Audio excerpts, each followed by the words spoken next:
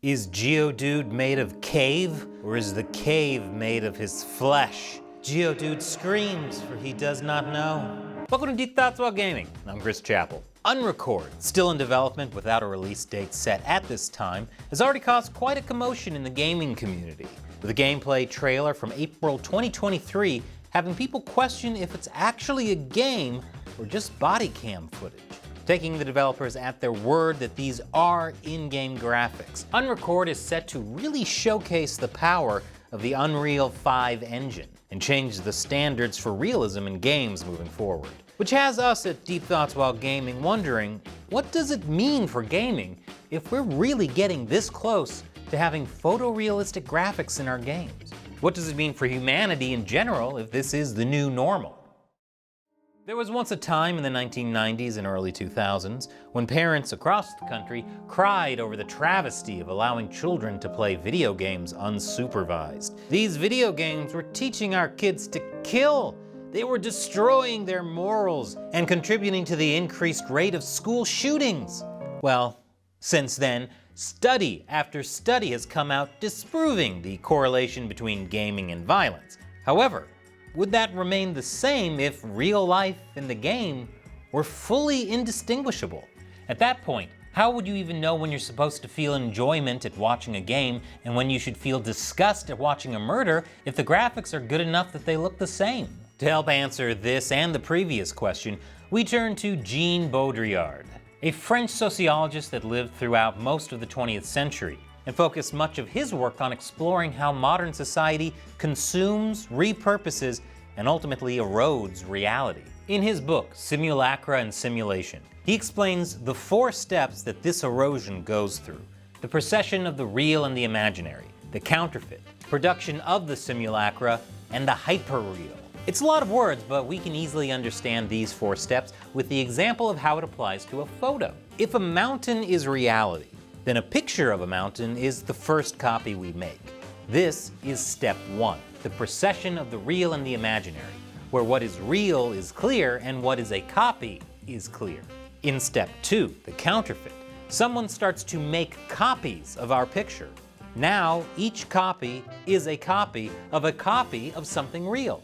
In step 3, production of the simulacra, someone uses Photoshop on our image to make it look completely different and passes it off as their own work. At this level, what is real and what is fake begins to merge, where we still understand that it is a copy of an image of a mountain. But through modifications, we also understand that it is now something completely new.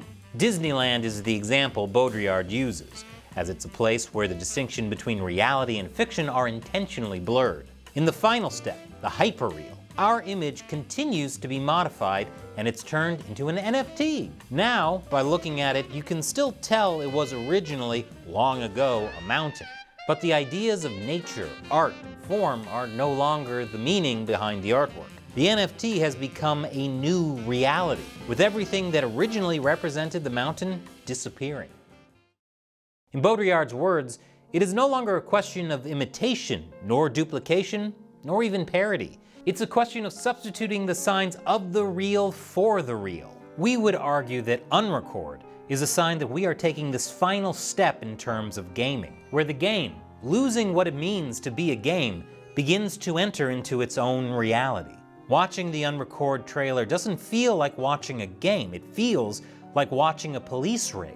And with the already widespread use of long-range drone pilots and robotics at Boston Dynamics doing backflips, how far are we really from gaming being a viable way to train future war technicians? Not only that, but if you've seen the last Lex Fridman and Mark Zuckerberg podcast, you know how good the graphics of the metaverse are, even at this point. Add in AI, and we're primed for a future where the virtual becomes indistinguishable from the real. A world where, as Baudrillard warns, has more and more information and less meaning.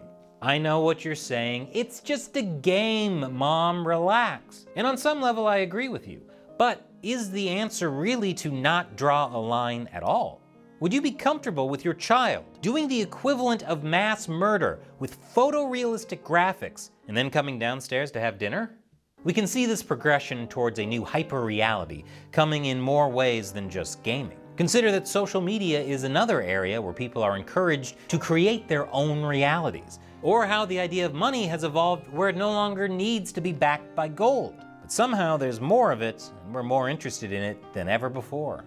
In a way, progress is happening so fast that we aren't even aware of what we're leaving behind, nor are we willing to stop and consider it. As the open letter to all founders of AI companies pleaded, we may want to slow down and consider the possible implications that the new realities we create may involve. Or perhaps it's already too late for that, and we may want to start considering what gaming looks like in a photorealistic world. Thank you for watching Deep Thoughts While Gaming. And remember, if you start to wonder if the whole world is just a simulation, that's probably something someone else just programmed you to think. Have a good day! Deep Thoughts While Gaming is only possible because of capitalism. To support continued episodes, please hit that join button. You'll be rewarded with exclusive emojis, a Discord server, live streams, videos, and my eternal love. And do you have deep thoughts while gaming? We accept unsolicited submissions as guest scripts. Send it over to gamersunbeaten@gmail.com and we'll tell you whether we can give it a home. And check out this video about Nier Automata and the military-industrial complex.